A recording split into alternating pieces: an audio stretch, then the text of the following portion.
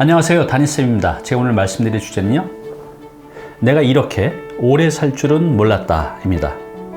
나이가 80이 넘어서 의지할 데는 없고 돈은 없고 몸은 아프고 거동도 불편한 이 혼자 된 나를 상상해 보신 적이 있나요? 이런 분들이 정말로 많다는 거죠. 단 한 사람도 예의 없이 이런 노년을 겪게 될 텐데, 이런 노년의 삶에 대해서 어떻게 대처해야 될지, 또 어떻게 살아가야 될지 알아보겠습니다. 특히 여성분들은 꼭 보셔야 됩니다. 그 이유가 있어요.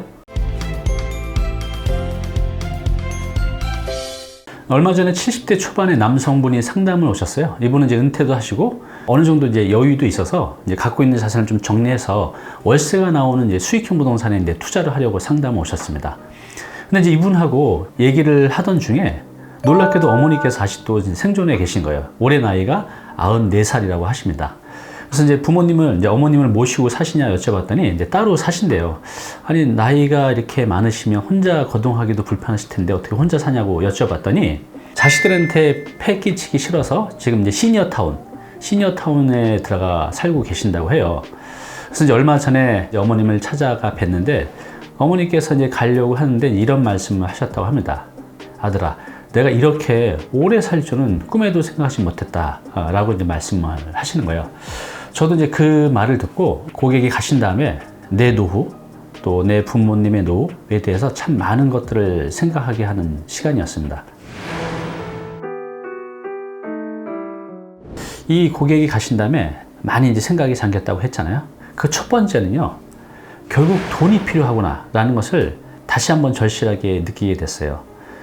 이분의 어머니께 살고 계신 그 실버타운, 시니어타운이라고 하죠. 보증금이 3억이라고 합니다. 그리고 매달 이제 150만 원을 내야 되는데, 본인 생활비까지 하면 최소 200만 원 정도 이제 쓰신다고 해요.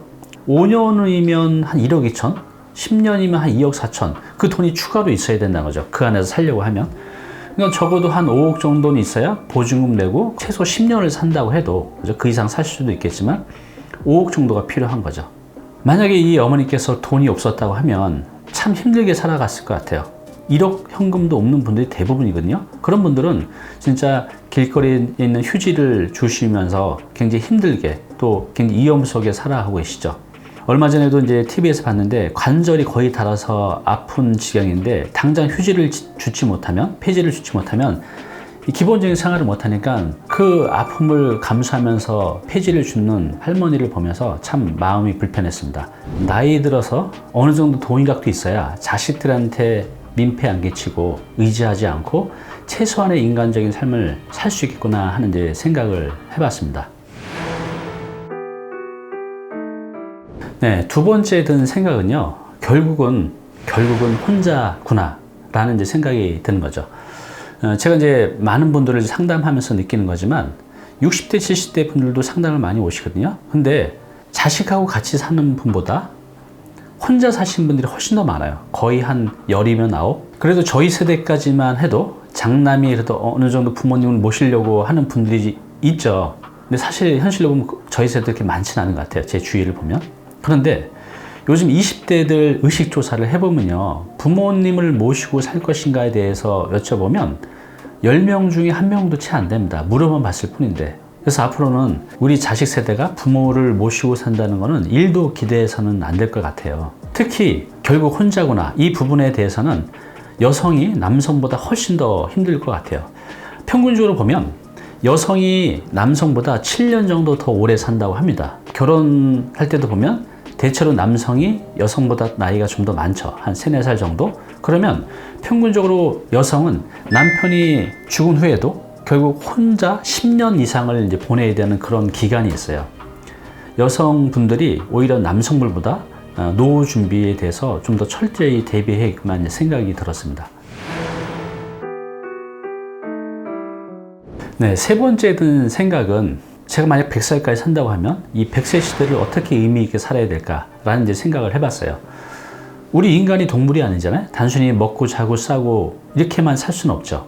최근에 이제 뉴스 기사를 보면요, 노인들이 가장 두려워하는 3가지가 돈, 건강, 외로움이라고 합니다. 그래서 최근에 노인 자살률도 점점 증가하고 있다고 합니다.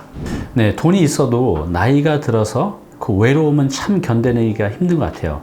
60살에 은퇴해서 40년, 100세까지 40년을 아무것도 안 하고 살기는 참 힘들 것 같아요. 특히 이제 혼자가 되었을 때 내가 나이가 들어서도 의미 있는 삶을 살 수 있는 좋은 취미 생활을 좀 많이 갖고 있으면 좋을 것 같다는 생각이 듭니다.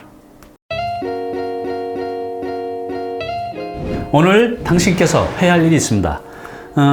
이제는 많은 분들이 또 저보다 젊은 세대들은 누구든지 이제 100살까지 살아가는 삶을 살아갈 거예요.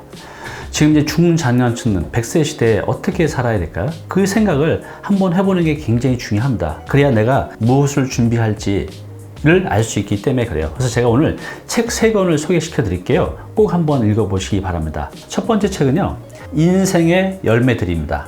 여기 계신 이 3분이 공동 저자세요. 나이가 똑같습니다. 1920년생이거든요. 근데 이제 이미 2분은 고인이 되셨어요. 저도 이 책을 읽어봤는데 참 많은 것들을 생각하게 되는 좋은 책이었습니다. 꼭 한번 읽어보세요. 두 번째 책은요, 100년을 살아보니, 김형석 교수님께서 지은 책이에요. 이분이 지금 99세인가? 100세인가 아마 그러실 거예요. 그런데 이 책에 보면 참 인상 깊은 내용이 있어요.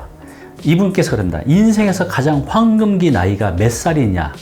몇 살일 것 같아요? 20대? 30대? 아닙니다. 인생에서 가장 꽃을 피우고 많은 결과물을 낼 수 있는 나이가 60에서 75세라고 합니다. 이분이 살아보시니까.